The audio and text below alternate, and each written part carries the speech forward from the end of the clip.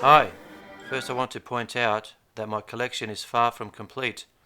This collection is made up of copies, DVDs, a Blu-ray and a book. So let's start. A copy of Dark Hazard, 1934. First National, Alfred E. Green the director. Robinson's performance as a compulsive gambler is great. Eddie just can't help himself. He gets into trouble with his wife and meets up with his former girlfriend. I'll give this one a 5 out of 5.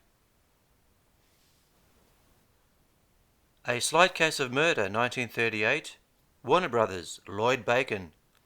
Former bootlegger Mr. Robinson has a slight problem with a prospective son-in-law and 4 hard-to-explain corpses. Brilliant work. I'll give this one a 5 out of 5. Okay, next. The Amazing Dr. Clitterhouse, 1938. Yes, that's correct. Warner Brothers, Anatole Litvak, the director. A wealthy society doctor decides to research the medical aspects of criminal behavior by becoming one himself. Yes, enjoyable film. I'll give it, yes, 5 out of 5. Moving along, we have I Am the Law, 1938, Columbia, directed by Alexander Hall. Professor turned prosecutor battles corruption and organized crime. Very well made. 4 out of 5. Next, Blackmail, 1939, MGM, H.C. Potter. A fugitive from a chain gang becomes an oil well firefighter and meets up with the man who framed him. Very good. I'll give it 4 out of 5. Next, Dr. Elric's Magic Bullet, 1940, by Warner Brothers, William Dear Turley. A true story of a doctor and a pioneer in medicine. Robinson went against type to produce this remarkable film. Yes, 5 out of 5 for this one. Next, Brother Orchid, 1940, Warner Brothers, director Lloyd Bacon. Robinson finds himself in a monastery and reinvents himself. One of my personal favourites, and it's the second team up with director Lloyd Bacon. This one definitely gets the 5 out of 5.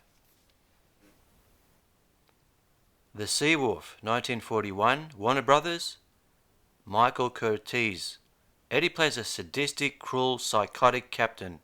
His acting abilities had no limits. Fantastic. I'm giving this one a 4 out of 5. Next, Manpower, 1941, Warner Brothers, Raoul Walsh. Amusing to see Eddie and George Raft fighting over Marlene Dietrich. This one gets a 4 out of 5. Next, Larceny Incorporated, 1942, Warner Brothers, Lloyd Bacon. Robinson takes over a luggage shop with hilarious results.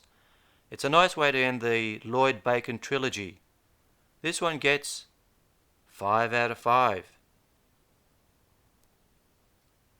Mr. Winkle Goes to War, 1944, Columbia, Alfred E. Green.